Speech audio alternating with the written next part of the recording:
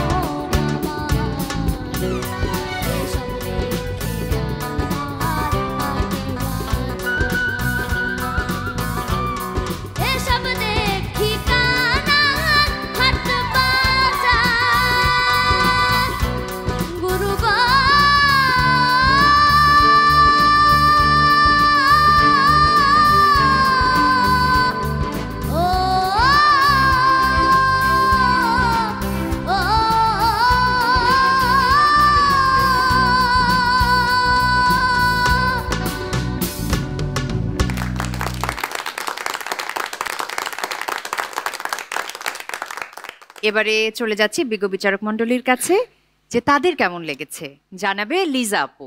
আমরা তো সব অবাক হয়ে গেছি তুমি যখন গুরুগো ধরলে।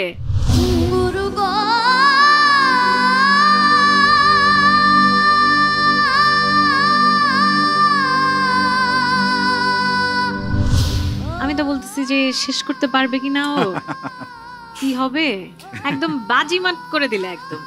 আচ্ছা আমি একটা কথা বলতে চাই, সেটা হচ্ছে আমার কাছে মনে হয় কি ও যেভাবে গানটা গাইলো আমি তো নিজেও কোনোদিন এভাবে গান গাইতে পারবো না। আমি ওর জন্য একটু দাঁড়িয়ে তালি বাজাতে চাই।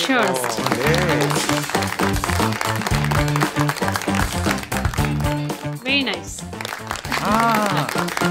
Wow, look who's standing. অনেক শুভকামনা রইল তোমার জন্য। কেমন আছেন আপনি? হ্যাঁ স্যার ভালো আছি। আপনি কেমন আছেন? গান শুনে কেমন লাগছে? ভালোই লাগলো স্যার, সব মিলিয়ে আশীর্বাদ করবেন স্যার। একটি ভিন্ন ছোট্ট প্রশ্ন করব। হ্যাঁ স্যার। ওর জন্য নিশ্চয়ই ভবিষ্যতে আপনার কিছু করণীয় পরিকল্পনা নিশ্চয়ই আছে। হ্যাঁ স্যার। যেটাই পরিকল্পনা হোক না কেন, কেন করবে? হ্যাঁ স্যার, ও মিউজিক নিয়ে থাকবে, আমার এটাই খুবই পরিকল্পনা। কেন? কারণ স্যার আমি দেখেছি কি ও 3 বছর বয়স থেকে যখন সে তার একটু একটু আদো আদো কথা ফুটে, ও মানে যে গানগুলো শুনে সে শুনে করতো, তখন আমি ভাবছি তাকে এই দাসে নিয়ে যাব। ধন্যবাদ। আজকে লিটল স্টার যারা দেখছেন টেলিভিশন সেটের সামনে, তাদের কাছে আমার ছোট্ট একটি বক্তব্য। কেন তাকে উল্টো প্রশ্ন করেছিলাম সেটি হলো, দেখেন মায়ের এই সহযোগিতা যদি না থাকে, এই শিল্পী কোনোদিন শিল্পীর রূপ দেখবে কিনা সন্দেহ আছে। তাই আপনারাও সেই দৃষ্টিতে আপনাদের সন্তানরা যদি কেউ ট্যালেন্টেড থাকে, দয়া করে দেখবেন। Thank you sir, thank you so much. তোমার জন্য শুভকামনা।